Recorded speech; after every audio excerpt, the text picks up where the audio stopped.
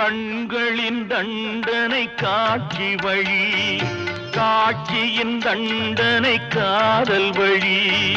கண்களின் தண்டனை காட்சி வழி, காட்சியின் தண்டனை காதல் வழி. காதலின் தண்டனை கடவுள் வழி.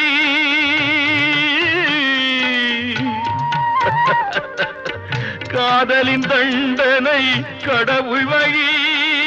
கடவுளை தண்டிக்க என்ன வழி? இரண்டு மனம் வேண்டும், இறைவனிடம் கேட்பேன். நினைத்து வாழ ஒன்று, மறந்து வாழ ஒன்று. இரண்டு மனம் வேண்டும்.